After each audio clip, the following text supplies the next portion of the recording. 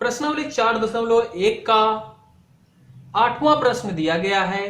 क्या दिया गया है? 8वां है आपका 1 गुना 2 धन 2 गुना 2 का वर्ग प्लस 3 गुना 2 का घन यानी कि क्यूब डॉट डॉट n×2 बराबर n-1 2n+1 और +2। ये आपका कथन दिया गया और इस कथन को आपको सत्य साबित करना है। किसके लिए? जो n है या क्या, प्रकृत संख्या के लिए। अब आप कैसे करोगे जी? बड़ी मुश्किल वाली बात है? नहीं जी, बिल्कुल भी मुश्किल वाली बात नहीं है। आप पहले वीडियो जरूर देखने लेना 4.1 का पार्ट फर्स्ट, उसके बाद आपको मुश्किल नहीं लगेगा। तो चलिए शुरू करते हैं। सबसे पहला काम क्या होता है? हमें मानना होता है। तो माना दिया गया कथन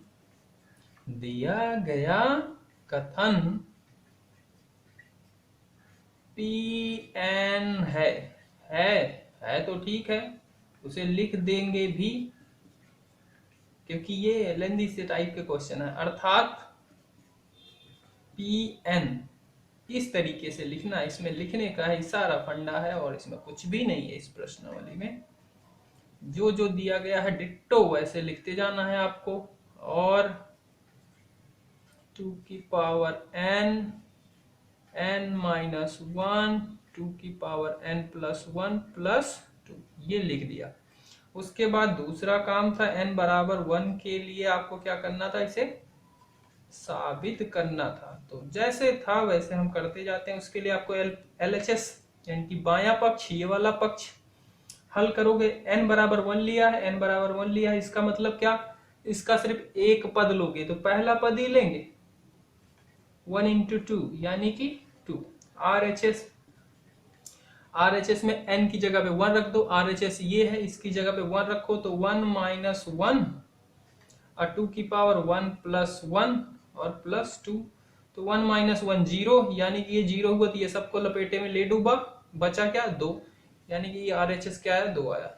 यानी कि LHS बराबर RHS, अतः P1 सत्य है। सत्य साबित हो गया भाई। हमने इसका LHS किया, RHS किया, दोनों बराबर आ गए। यानी कि दोनों कथन जो दिए गए इक्वल टू के इधर वाला और उधर वाला दोनों बराबर है। तीसरा चरण क्या था ऐसे वाले प्रश्न के लिए? n=k के लिए आपको सत्य मान लेना था। तो माना k एक धनात्मक पूर्णांक या डायरेक्ट प्रकृत संख्या है। प्रकृत संख्या है तो Pk भी सत्य है। क्यों भाई? हमने 1 लिया था, 1 भी क्या है? एक प्रकृत संख्या, तो उसके लिए सत्य होगा तो इसके लिए भी सत्य होगा। हाँ, इसी तरीके से अर्थात तो Pk क्या हो जाएगा आपका? उसे लिखना पड़ेगा क्योंकि लिखने के ही तो नंबर मिलते हैं। तो ये जो भी था आप लिखते जाओ और n की जगह पे k लिख दो बस, क्योंकि यहाँ पे आपने k कर रखा है। तो ये हो जाएगा k, ये भी k, ये हो जाएगा k-1 2k+1 और +2। बात क्लियर है यहाँ तक? बिल्कुल क्लियर है। अब क्या करना होता था? n=k+1 के लिए भी आपको क्या करना था? सत्य साबित करना होता है, जो कि चौथे चरण मैंने बताया था। उसके लिए ऊपर मिटाना पड़ेगा, मिटा देते हैं। मिट बहुत अच्छा रहा है आज, पता नहीं क्यों। नीचे वाला मैंने छोड़ रखा है क्योंकि अभी हम इसका यूज करेंगे इसलिए। ठीक है, अब सिद्ध करना है कि Pk+1 भी सत्य है। अर्थात Pk+1 1.2 1 गुना 2, 2 गुना 2 की घात 2, 3 गुना 2 की घात 3 प्लस डॉट डॉट। यहाँ पे ध्यान से देखना, यहीं पे सारी कंफ्यूजन होती है। मैं वैसे हर बार बता ही रहा हूँ, k+1 लिखा गया है, यहाँ पे k था। n का मतलब क्या था जो हमने माना था, n नंबर ऑफ पद थे, तो k लिया है तो k के लिए इतने पद थे, तो k+1 यानी कि एक पद और बढ़ेगा, तो k वाले तो सारे पद होंगे ही, एक पद और बढ़ेगा, तो पहले k वाले जितनी चीजें हैं इधर आप ये पूरा लिख दोगे। तो यहाँ पे k डॉट 2 की पावर k प्लस, अब एक पद बढ़ा, एक पद बढ़ाने के लिए क्या करना है, n की जगह पे k+1 रखना है। तो कौन सी n की, कि लास्ट वाले पद जिसमें n है, ठीक है। तो इसकी जगह पे n की जगह पे k+1 डॉट 2 की घात k+1। बात क्लियर।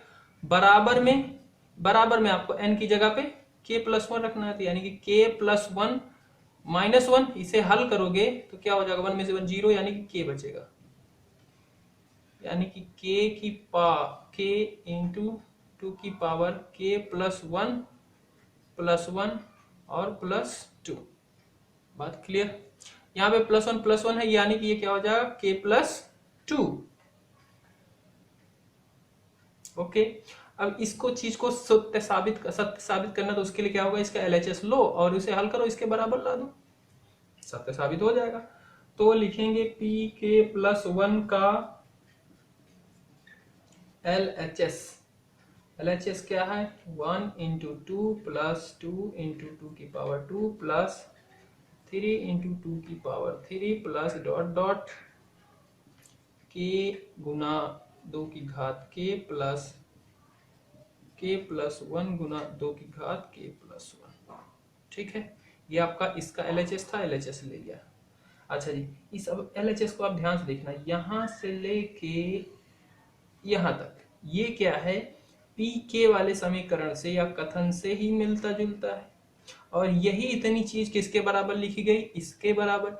यानी कि इतने की जगह पे आप ये लिख सकते हो, बिल्कुल लिख सकते हो, तो लिख दो k-1 2k+1 और +2, और ये साथ में ये मुफ्त में मिल रहा है, इसे भी लिखो भाई, k+1 मल्टीप्लाई 2 की घात k+1।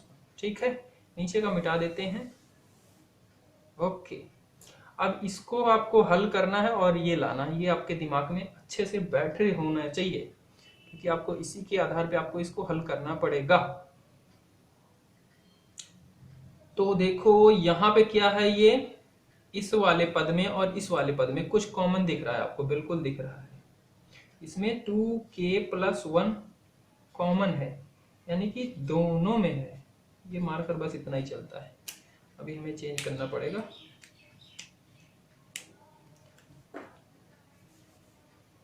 इस वाले में और इस वाले में क्या है, 2k+1 कॉमन है, यानी कि दोनों में, तो उसे बाहर ले लिया, तो क्या यहाँ पे क्या बचेगा, k-1, और यहाँ पे क्या बचा, प्लस k+1।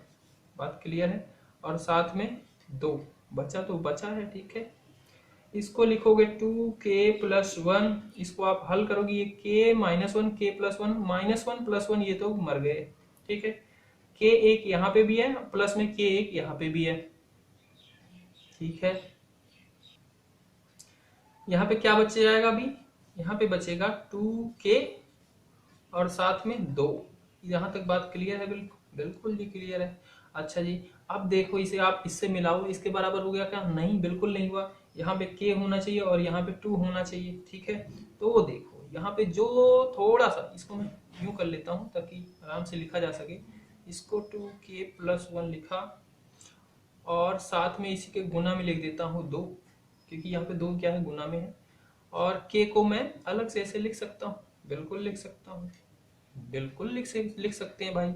अब आपने 9th में पढ़े होंगे घातांक नियम, उसमें क्या होता था कि दो कोई आधार जब बराबर है तो उनकी घातें क्या होती हैं, जुड़ जाती हैं। जैसे a की घात m गुना a की घात n, तो a ही लिखा जाता, आधार वही रहता, और उनकी घातें क्या होती हैं, जुड़ जाती हैं, m+n हो जाती हैं। तो यहाँ पे ये कुछ अलग है, ये कुछ अलग है, आधार दोनों के बराबर है, इसकी घात k+1 है, इसकी घात 1 है, तो आधार वही रहेगा और घातें क्या होंगी, जुड़ जाएंगे। तो इसकी घात k+1 है, इसकी घात भी 1 है, हुआ ना। और k को साथ में गुणा में रखो, प्लस 2 रख दो, और जब इसे हल करोगे तो ये हो जाएगा 2k+2 और गुना में k कर दो +2। और यही था आपका ये। आप इस तरीके से उस तरीके से चाहो तो लिख सकते हो, या फिर यही हो गया आपका RHS। के को इधर भी लिख सकते हो ना। अब क्या लिखना था, वही लास्ट वाली चीज, क्या जो सब प्रश्न में लिखते आए कि इस प्रकार pk+1 सत्य है जब pk सत्य है, अतः गणितीय आगमन सिद्धांत से सभी प्रकृत संख्याओं n के लिए कथन Pn सत्य है।